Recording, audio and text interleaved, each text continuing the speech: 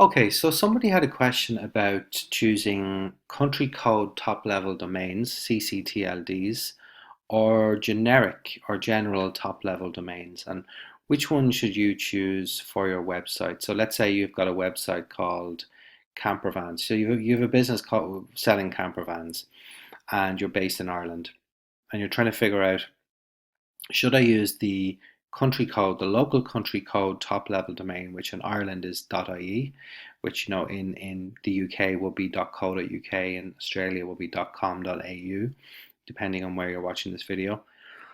But if we take the example of Ireland, the person asking the question wants to know if he's choosing a domain name for his campervans or his motorhome van site, whatever it might be, or let's to keep it simple, let's say Blue Widgets. So should it be bluewidgets.ie or bluewidgets.com, which is the one to choose and which is better for SEO? So really, it's not a question of which one is right and which one is less right or wrong to choose. It really, what it comes down to is your actual strategy, your business, and where you want to take it and what your objectives are.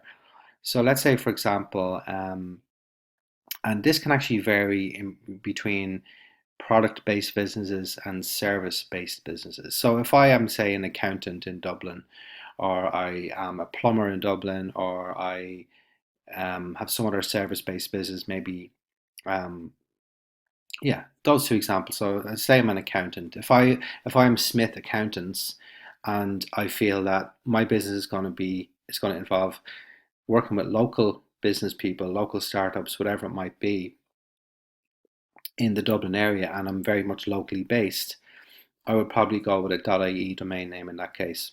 So smithsaccountants.ie.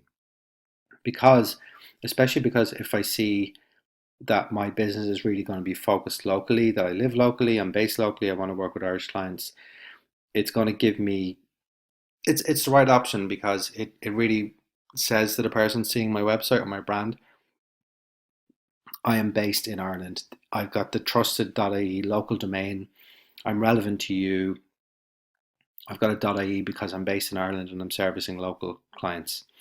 So that would make a lot of sense for them in that case. Now, if it's the case that I sticking with service-based businesses, just to do a little comparison, let's say I've got a web design business or some sort of online marketing business, and I'm thinking, you know what? Why would I limit myself to just Irish clients when I have the whole world online? I can easily work with somebody based in, allowing for time zones. I can work with someone in Australia, I can work with someone in the US, I can work with somebody in Spain or wherever it is. I don't have to limit myself. And if my ambitions are to work with clients globally, I would probably say I'm going to go for the .com. Now, it doesn't mean that you can't have both. That's the other thing. But it really just depends on what your ambitions are. So for the accountant in Dublin, he or she might be perfectly happy with the .ie, with the local domain. But they may also take the option of seeing if the .com is available for their business. Now, I'm talking about .coms. There are other gTLDs such as .net, .org, etc. But generally speaking, you're going to want to get the .com if at all possible. It's the most recognized domain, and everybody's familiar with it. So to go back to that example, it really does depend. If Smith's Accountants .ie makes sense, but also if he or she feels that they want to maybe expand at some stage, or that they feel that they'd like the option to do that, they might go with the .com as well. And what I would always do is, no matter what type of domain you're setting up, always look to see if the variants are available. So if you are going to register bluewidgets.ie, absolutely make sure to check if bluewidgets.com is, it's probably not going to be available. It's going to be tough to get that kind of a name. If it's a very generic domain, the .com is probably long gone. But the reason I say to watch out for it is because you want to make sure that bluewidgets.com is not selling blue widgets, ideally. Or let's say, for example, motorvan, or I don't know, campervans.ie is the domain you're going for. If there's campervans.com and you type in campervans, and campervans.com is coming up for everything, especially if they're based in the same country as you, it would make no sense to try and use the .ie or the local domain. But even if they aren't based in the same country, you just have to be careful that try and choose a name that maybe isn't already taken on the .com, because it's going to be more difficult for you to rank your website if you're going up against an existing competitor, even if they're based in another country. So just really think about it in terms of, you're going to want to pick the name that you want, but you also need to be sure that it makes as much sense as possible. And if I was to choose between a name that I like, two names that I like, but one where the .com is available and the other where the .com is not available, I would go with the one where the .com is available, just to have that um, under my belt, and to have that option of expanding globally, and have that option, have it be the case that you're not trying to compete in Google search and search engines straight away with a .com that's already been there and may have been there for quite some time. Um, so yeah, it really depends. I mean, the ideal scenario is you grab your .ie, your local domain extension, and you grab the .com. And then if the .com is not available, just think twice about trying to compete with the .com if they're in the same area as you. Um, there was also another question around it related to, should I pick an exact match domain? So if I'm selling camper vans, should I try to pick something like best camper vans, or best ever camper vans, or best camper vans Ireland, or something like that .com? Or should I pick, something that's more just a branded name, or just a generic, whatever it might be? It could be just maybe not even mention camper vans whatsoever. So what's happening really is that Google isn't really it's not placing as much importance on exact match domains where the domain name matches up completely with the query anymore. They're not putting as much weight on those. And historically, you could actually game the system a little bit, game Google's algorithm, by coming up with a really exact match domain. And it really did get ridiculous where people were quite spammy, and they would use, say, for like going back to the camper vans example, let's say they were based in the US, and it would be something like they were based maybe in Florida, South Florida, so their domain name might be Best Camper Vans South Florida .com, or Best Camper Vans in South Florida.com, or Number One Camper Vans Florida. It got really silly, and it did have an effect for a while, a positive effect for the person who was trying to game the system, but maybe not even trying to game the system. It could be completely that their exact match domain was something they chose, and obviously you're going to want to choose something that's relevant to your business.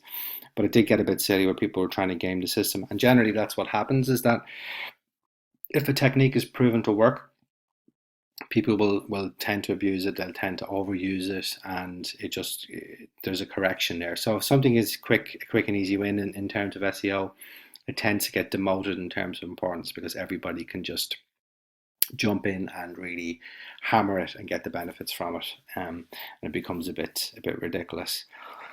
So really, if you're looking to see how, should I get those keywords into the domain versus not get them in, again, it goes back to what I said at the start of the video. With these type of things, with SEO, domains, etc., it really comes down to what makes sense for your business, what direction you want to take it in.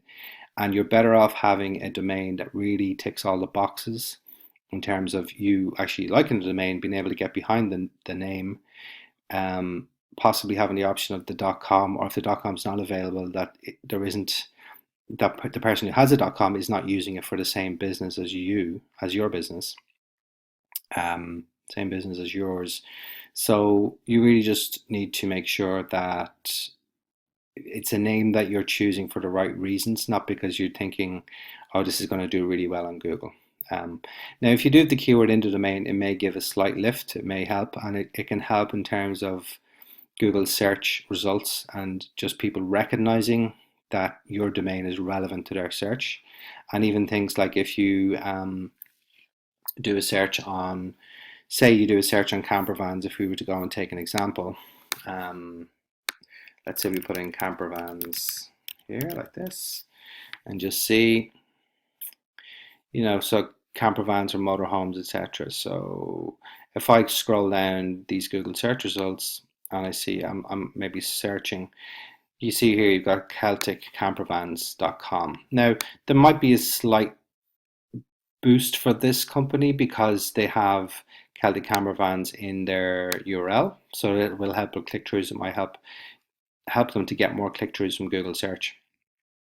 And then obviously their title tag here is going to contain their name as well. But you can put that in anyway. You can put that in as a keyword, campervans. But as you can see, it's not really going to give them a massive boost. There was a time not so long ago where if you put in a campervans, whatever query you put in here, if it was in the domain name, this would appear in bold, and that would give you a little boost. But as you can see, they've really evened all that out, so you're not getting that boost that you used to get there. And as you can see, we've got campervans. If you're thinking, okay, I'm going to choose a domain name that's going to give me this great ranking because the keywords are in the domain name, you can see here, for example, you've got motorhomes that's ranking above campervans. So really, it's not the days of trying to use these tricks to outsmart Google are kind of fading away, and it's just getting a lot tougher to try and use these spammy techniques. So.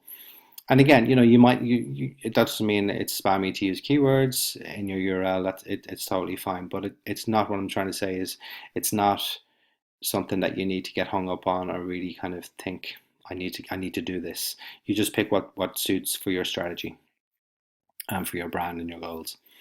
There's a couple of other examples I'll just kind of finish up on shortly. So there's a few different ways to do it, and maybe you're at the start of your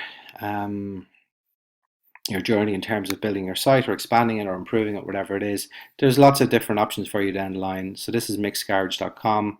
I actually think I typed in mixedgarage. No, I didn't type in mixedgarage.ie, but I could see I actually got a security error when I did that. But what you're seeing here is essentially mixedgarage.com is their global site, but then they give you the option. You seem to be located, so they're obviously using an IP detector here where they can see, okay, this person's in Ireland, we think their preferred currency is euro. Yeah, you got that right, start shopping. But if you didn't get it right, you could click here to change settings. I'm not a huge fan of these pop-ups, but they've obviously assessed it and looked at it, and maybe it makes sense for them. But it's just an option that you can use down the line as you get bigger. You can have your site pick people up by IP and serve them the right version of the site. So there's always options. Again, no need to get too hung up in it. Just make sure the foundations are right and you're choosing the right domain name for the right reason. Another site here, easydry.com. So I put in easydry.ie and I got redirected to the .com.